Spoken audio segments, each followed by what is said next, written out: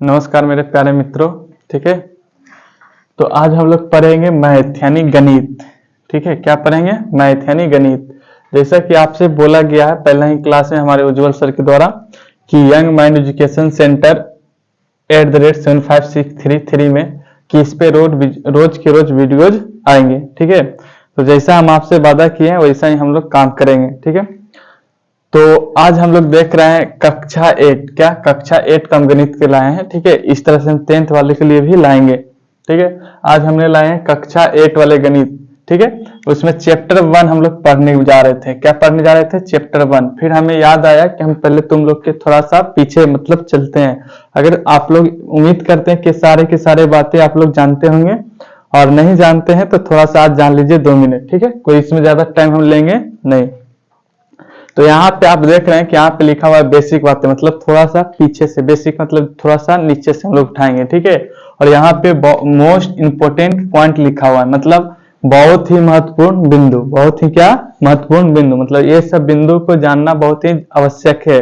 जैसा कि आपसे हर कोई व्यक्ति जब भी मैथ का क्वेश्चन करेगा तो आपसे पूछा जाएगा कि प्राकृत संख्या किसे कहते हैं। आप प्राकृत संख्या के बारे में जानते हैं तो आप उसके लिए सक्षम है कि नहीं। तो पहले हम लोग देखते हैं प्राकृत संख्या। प्राकृत संख्या को बोलते हैं नेचुरल नंबर। क्या बोलते हैं? Natural number. हालांकि हम इंग्लिश के वर्ड पे कम फोकस करेंगे, हम हिंदी पे ज्यादा फोकस करेंगे। ठीक है, ठीक है। तो देखिए पहले क्या आपसे पूछा जा रहा है, प्राकृत संख्या किसे कहते हैं? प्राकृत संख्या किसे कहते हैं? तो वैसा संख्या जो 1 से शुरू होता हो, जो 1 से शुरू होता हो और अनंत तक जाता हो। अनंत मतलब इंफिनिटी। अनंत मतलब क्या? इंफिनिटी। और अनंत मतलब जिसका अंत ना हो। अनंत मतलब क्या? जिसका अंत ना हो कभी। तो 1 से शुरू होता है और कहां तक जाता है? अनंत तक जाता है। उसे क्या कहा जाता है? प्राकृत संख्या। क्या कहा जाता है? प्राकृत संख्या। या आप लोग बोल सकते हैं गिनती की सभी संख्या को, गिनती की सभी संख्या को प्राकृत संख्या कहा जाता है। तो आप जानते हैं कि गिनती कहां से स्टार्ट होता है? गिनती 1 से स्टार्ट होता है। हम लोग बचपन से पढ़े 1 2 3 4 5 6 7 8 9 10 11 12 13 14 15 डॉट डॉट, जहां तक हम भी नहीं जानते। अनंत मतलब क्या है? हम भी नहीं जानते हैं।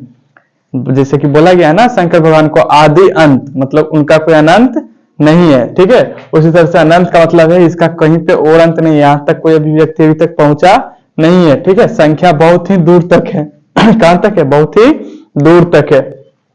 तो प्राकृत संख्या में कोई दिक्कत? प्राकृत संख्या आपसे पूछता है तो क्या बोलिएगा? वैसा संख्या जो 1 से शुरू होता है कहां तक जाता है? अनंत तक जाता है। कहां तक जाता हो? अनंत तक जाता हो। या आप लोग आसान भाषा में एक लाइन में बोल सकते हैं कि गिनती की सभी संख्या को, गिनती की सभी संख्या को प्राकृत संख्या कहा जाता है। जितना भी गिनती की संख्या वो सभी संख्या क्या कहलाते हैं? प्राकृत संख्या कहलाते हैं। ठीक है, कोई दिक्कत नहीं। आगे देखो पूर्ण संख्या। अगला क्या है? पूर्ण संख्या। यहाँ पे अगर दिख रहा है तो अच्छी बात, नहीं तो थोड़ा सा नजर गड़ा के देखिए। यहाँ पे है पूर्ण संख्या। क्या है?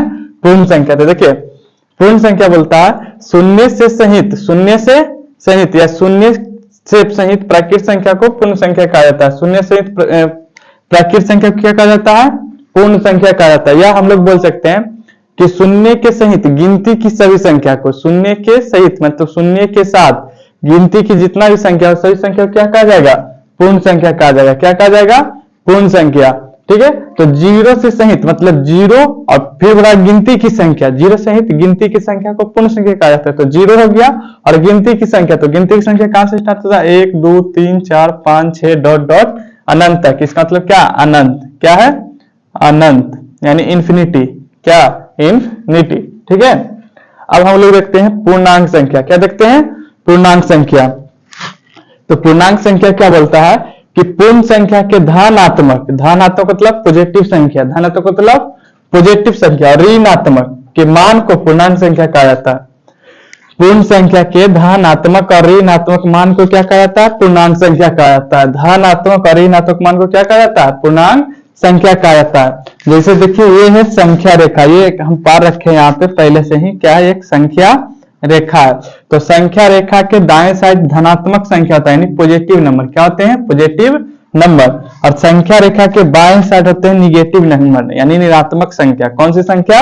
ऋणात्मक संख्या। जैसा कि आप लोग इससे परिचित होंगे कि यहाँ पे बीच में या स्केल में आप देखते होंगे कि स्केल में रहता है इस तरह से छोटा छोटा डॉट लगाकर। तो 0 से इधर दाएं की तरफ जब जाएंगे तो सभी संख्या क्या आएंगे? पॉजिटिव आएंगे यानी प्लस में। 0 से जब आगे की ओर बढ़ेंगे तो सभी संख्या क्या में आएंगे? प्लस में, जैसे 0 1 2 3 4 डॉट डॉट, ये भी अनंत तक जाएंगे। यहीं पे बोला गया कि शून्य से पूर्ण संख्या के धनात्मक और ऋणात्मक मान को क्या कहा जाता है? पूर्णांक संख्या। अब पूर्ण संख्या किसे कहते हैं? तो 0 से गिनती की सभी संख्या को पूर्ण संख्या कहते हैं, ठीक है। तो यहाँ पे धनात्मक और ऋणात्मक मान को क्या कहा जाएगा? पूर्णांक संख्या। तो इसके दाएं साइड क्या होते हैं? धनात्मक संख्या यानी पॉजिटिव नंबर, और बाएं साइड क्या होते हैं? ऋणात्मक संख्या यानी निगेटिव नंबर, ठीक है। कोई दिक्कत नहीं। जैसे कि यहाँ पे हम लिखे हैं, जैसे यहाँ पे देखो -6 -5 -4 -3 -2 -1 0 1 2 3, मतलब 1 2 3 4 5 6 डॉट डॉट अनंत तक। कहां तक जाएगा? अनंत तक, ठीक है। आगे देखो, आगे सम संख्या यानी इवन नंबर। सम संख्या को इंग्लिश में क्या बोलेंगे? इवन नंबर, ठीक है। तो इवन नंबर क्या बोलता है? वैसा संख्या जिसके अंत में 0 2 4 6 8 रहता हो, जिसके अंत में, अंत मतलब लास्ट में, अंत मतलब समझते हैं क्या? लास्ट में। तो वैसा संख्या जिसके अंत में 0 2 4 6 8 रहता हो वह सम संख्या कहलाता है। वह क्या कहलाता है? सम संख्या, ठीक है। या आप लोग पढ़े होंगे वैसा संख्या जो 2 से पूरा पूरा विभाजित होता है। वैसा संख्या जो 2 से पूरा पूरा विभाजित होता है उसे क्या बोलते हैं? सम संख्या। लेकिन जैसे जैसे बड़ा हो रहा है वैसे ये वर्ड बोलना खराब है, ठीक है। मतलब अच्छा नहीं लगता है कि जो 2 से पूरा पूरा विभाजित हो। जैसे आपसे अगर हम पूछ ले कि 9448, ठीक है, 948 ही पूछ लेते हैं, चलिए छोटा संख्या लेते हैं, 948। तो 948 में क्या हम 2 से भाग देख के चेक करेंगे? 4 दूनी 8, यहाँ पे बच्चा 1 4, 7 दूनी 14, फिर घट गया, यहाँ पे उतारेंगे 8, 4 दूनी 8, ऐसे काटेंगे तो काम मेरा हो गया। हमें सिर्फ हाँ या ना में जवाब देना है। तो सिर्फ अंत का संख्या देखो, हम क्या लिए थे? 948। तो 948 में अंत में क्या है? 8 है। तो हम क्या बोल रहे हैं? 0 2 4 6 8 में से कोई भी एक अंत में रहे, कोई भी एक अंत में रहेगा तो वह क्या कहलाएगा? सम संख्या यानी इवन नंबर। क्या कहलाएगा? सम संख्या यानी इवन नंबर। कोई दिक्कत?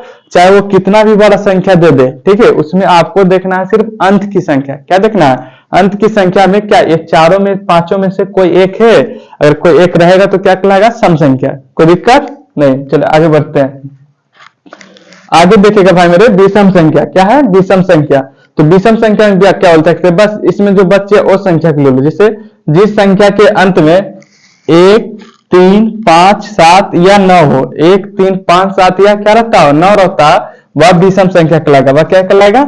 विषम संख्या। चाहे जितना भी बड़ा संख्या ले लो, तुम कुछ भी ले लो, जैसे 1 6 7 9 4 3 2 5 7, ये संख्या हम ले लेते हैं। क्या लेते हैं? इतना बड़ा संख्या। तो इतना बड़ा संख्या में क्या 2 से हम भाग देके करेंगे, जिसे आपसे पढ़े होंगे कि विषम संख्या जिसमें 2 से भाग देने पे पूरा पूरा भाग ना लगता हो, जिसमें 2 से भाग देने पे पूरा पूरा भाग नहीं लगता हो, उसे कहते हैं विषम संख्या। तो उतना हमें ना ध्यान देकर हमें सिर्फ अंत की संख्या पे देखना है। कहां देखना है? अंत की संख्या पे, मतलब लास्ट वाले अंत में कौन सी संख्या है। जैसे 1 6 7 9 4 3 2 5 है, तो इसमें अंत में संख्या देखो कौन है? 7 है। कौन है? 7 है। 7 क्या ए में से किसी एक में मिल रहा है? तो एक में मिल रहा है भाई मेरे, तो ये क्या कहला जाएगा? विषम संख्या। क्या कहलाएगा? विषम संख्या, ठीक है। चलो आगे बढ़ते हैं। आगे देखो भाज्य संख्या। आगे क्या है? भाज्य संख्या। तो भाज्य संख्या देखिए, वैसा संख्या जिसका गुणज या गुणनखंड, गुणज या गुणनखंड। अब गुणज का क्या बात है और गुणनखंड क्या बात है? तो देखिए गुणज मतलब उसका आप वर्त या उसका बोल सकते हैं टेबल, उस पर क्या बोल सकते हैं? टेबल। मतलब कौन कौन टेबल में उसको लिख सकते हैं, ठीक है। गुणनखंड मतलब उसको गुणा करके कैसे कैसे लिख सकते हैं। तो क्या बोला जा रहा है? वैसा संख्या जिसका गुणज या गुणनखंड 2 से अधिक हो, 2 से क्या हो? अधिक हो, उसे भाज्य संख्या कहते हैं। उसे क्या बोलते हैं? अभाज्य संख्या यानी प्राइम नंबर। क्या बोलते हैं? इंग्लिश में क्या बोलेंगे? Prime number. भाज्य संख्या को इंग्लिश में क्या बोलेंगे? Prime number. तो वैसा संख्या जिसका गुणज या गुणनखंड 2 से क्या हो? अधिक हो, 2 से क्या हो? अधिक हो, उसे क्या बोला जाता है? भाज्य संख्या, ठीक है। जैसे हम ले लेते हैं 6। क्या ले लिए हैं? 6 यहाँ पे एग्जाम्पल में लिए हैं। तो यहाँ पे हम थोड़ा सा मिटा के समझाना चाहेंगे भाई मेरे। देखो कि इसका गुणज या गुणनखंड कैसे हम 2 से अधिक लिख सकते हैं, ठीक है। तो देखिए यहाँ पे हम संख्या लिए हैं 6। तो 6 को आप लोग कैसे कैसे लिख सकते हैं जो बताओ। तो देखो 6 गुना हम 1 लिख सकते हैं, इसको 6 गुना सॉरी इसको हम लोग लिखेंगे 1 गुना 6 लिखेंगे तो भी 6 आएगा। या हम लोग 3 गुना 2 लिखते हैं तो भी 6 आएगा। या 2 गुना 3 लिखेंगे तो भी ये क्या आएंगे? 6 आएंगे। यानी इसका गुणज या गुणनखंड जो हुआ भाई मेरे, देखो इसमें कितना आ गया? 4 आ गया। यानी 2 से तो अधिक हुआ कि नहीं हुआ? बताओ 2 से अधिक हुआ कि नहीं हुआ? ठीक है। जैसे हम ले लेते हैं 18, इस पर क्या लेंगे? 18, ठीक है। तो देखो फिर यहीं पे मिटाएंगे, तुम लोग बाद में लिख लेना, ठीक है। मिटा दिए तो बाद में कैसे लिखेगा, स्क्रीनशॉट ले लेना। देखो 18, तो 18 को हम लोग कैसे लिख सकते हैं, 1 गुना 18 लिखो या 18 गुना 1 लिखो, गुना करेंगे 18 ही आएगा, गुना करेंगे 18 ही आएगा। या 6 गुना 3 करो, कितना आएगा, 6 के 18। या 3 गुना क्या करो, 6 करो, कितना आएगा, 18 ही आएगा। या 9 गुना कितना करो, 2, 9 दूनी के 18 आएगा। या 2 गुना कितना करो, 9, कितना आएगा, 18 ही आएगा। यानी 2 से अधिक, जैसे इसमें आ गया कितना, 2, 4, 6 गो आ गया, उसका गुणनखंड कितना आ गया, 6 गो आ गया। तो हमने क्या बात किया, हमने बोला कि जिसका गुणज या गुणनखंड 2 से अधिक हो, 2 से क्या हो, अधिक हो, यानी कम से कम 2 से अधिक ही होना चाहिए, केवल 2 भी नहीं होना चाहिए, 2 से हम अधिक की बात किए। तो यहाँ पे देखिएगा तो इसका गुणज या गुणनखंड कितना आ गया है, 6 आ गया। तो ये 2 से अधिक है कि नहीं है। तो इसी तरह से आप लोग सभी संख्या को जांच कीजिएगा, ठीक है। आगे देखो अभाज्य संख्या, आगे क्या है, अभाज्य संख्या। अभाज्य संख्या बोलता है वैसा संख्या जिसका गुणज या गुणनखंड केवल और केवल 2 हो, केवल कितना हो, 2। यानी हम बोल सकते हैं वैसा संख्या जिसका गुणज या गुणनखंड केवल और केवल 2, यानी 2 से अधिक नहीं होना चाहिए। यहाँ पे शर्त क्या है, केवल 2 हो, ठीक है। उसे क्या बोलेंगे, अभाज्य संख्या। उसे क्या बोलेंगे, अभाज्य संख्या। जैसे हम यहाँ पे एक संख्या लिए हैं, एक, क्या लिए हैं, 1, तो 1 को 1 गुना 1 लिख सकते हैं, या 1 गुना 1 इसी को आगे पीछे करके दोनों तरह से लिख सकते हैं, लिख सकते हैं कि नहीं लिख सकते हैं। अगला संख्या है 7, तो 7 को आप 1 गुना 7 लिखो, या 7 गुना क्या लिखेंगे, या 1 गुना क्या लिखेंगे, 7 लिखेंगे। क्या इसको इस दूसरे तरह से भी लिख सकते हैं, कोई क्या लिख सकते हैं, नहीं लिख सकते हैं। जैसे में आप ले लीजिए 13, तो 13 गुना 1 करिए, या 1 गुना क्या कीजिएगा, 13 कीजिएगा। क्या इसको भी दूसरे तरह से लिख सकते हैं, कोई तो नहीं लिख सकते हैं। तो इसका गुणज या गुणनखंड केवल और केवल कितना आ रहा है, 2 ही आ रहा है। कितना आ रहा है, 2 ही आ रहा है, ठीक है। तो उम्मीद करते हैं कि ये सारी संख्याएं आपको समझ में आई होगी। तो आप लोग स्क्रीनशॉट ले लीजिए, ठीक है। आगे हम आगे देखेंगे और कुछ। चलो तो भाई मेरे, हमने सभी संख्या के बारे में जान लिए, कुछ संख्याएं और बची हुई है उसे भी हम लोग जान लेते हैं, ठीक है।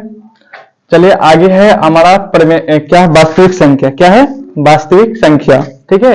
वास्तविक संख्या किसे कहते हैं या क्या होता है, इसमें हम डैश दे दिए, डैश का मतलब होता है किसे कहते हैं, ठीक है। डैश का मतलब क्या होता है, किसे कहते हैं, सारे में हम डैश ही दिए थे, उसका मतलब होता है किसे कहते हैं, ठीक है।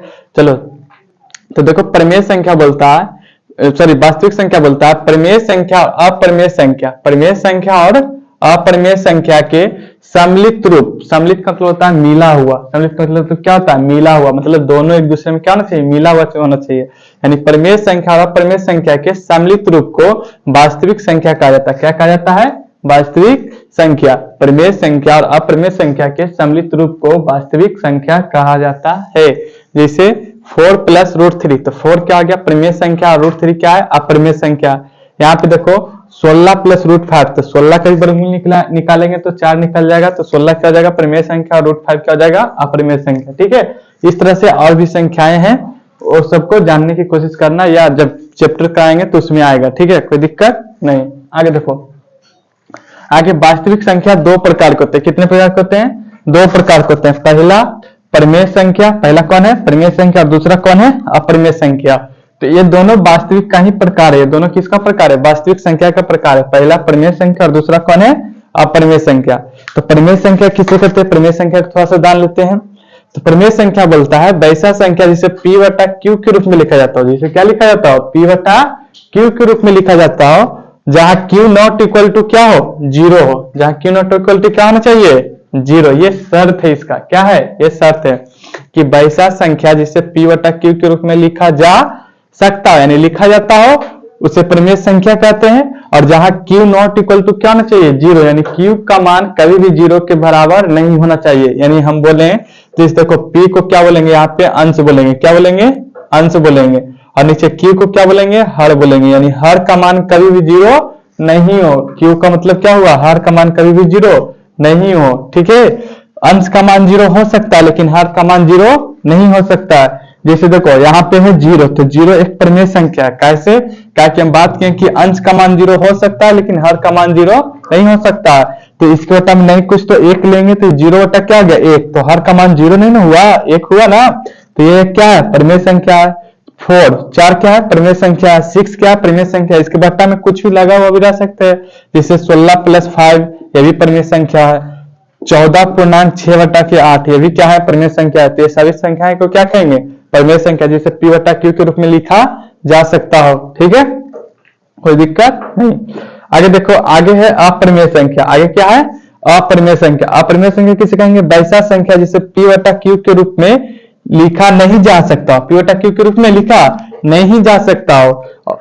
ठीक है, जिसे p/q के रूप में लिखा नहीं जा सकता, ये अपरिमेय संख्या को अधिकतर बार रखेगा तो ये रूट के अंदर नहीं रहेगा। किसके साथ रहेगा, रूट के साथ। यानी रूट के साथ अगर जब भी आपको कोई संख्या दिखे तो वो अपरिमेय संख्या होगा, किंतु अगर वो रूट से बाहर निकलने के लिए मंजूर है तो परिमेय संख्या, अपरिमेय संख्या नहीं होगा। अगर रूट से बाहर निकल जाएगा तो परिमेय संख्या हो जाएगा, लेकिन रूट उसके साथ लगा रह गया किसी भी संख्या के साथ तो वो अपरिमेय संख्या कहलाएगा। जैसे √5, √7, √2+3, यानी 2 और 3 को भी जोड़ेगा तो √, क्या चलेगा 5, अलग अलग भी करेगा तो √2 और √3, ये भी क्या अपरिमेय संख्या। यहाँ पे 2√7 क्या है, अपरिमेय संख्या है। 2 + 6 √6, ये भी क्या है, अपरिमेय संख्या है। 4 बटा में कितना है, √3, 4 बटा में क्या है, √3। तो देखो √3 यहाँ पे इसके साथ दिख गया, तो √3 जहां भी जिसके साथ भी दिखेगा वो संख्या अपरिमेय संख्या कहलाएगा। क्या कहलाएगा, अपरिमेय संख्या कहलाएगा। बटा में भी रह सकता है, लेकिन रूट, अगर जब भी रूट दिख गया तो ये अपरिमेय कहलाएगा। ठीक है, p/q के रूप में है, लेकिन रूट है ना लगा हुआ, इसलिए क्या कहला रहा है, अपरिमेय संख्या। यहाँ पे देखो p/q के रूप में, लेकिन यहाँ पे क्या है, दोनों जगह रूट लगा हुआ है। तो अगर इससे रूट हम निकालना चाहते हैं तो √5 का तो नहीं निकलेगा, लेकिन √16 का क्या निकल जाएगा, 4। फिर भी एक के साथ रूट लगा हुआ है ना, तो ये चलते अभी क्या होंगे, अपरिमेय संख्या होंगे। कोई दिक्कत नहीं। चलिए, तो आपको हमारे वीडियो को देखने के लिए धन्यवाद। ठीक है, और जैसा कि हमने सारे संख्या से इंट्रोडक्शन कर लिया है, अगले वीडियो में हमने देखेंगे कक्षा 8 का परिमेय संख्या का क्वेश्चन आंसर, जो भी प्रश्नावली है उसको हम लोग हल करेंगे। ठीक है, थैंक यू। जय हिंद, जय भारत।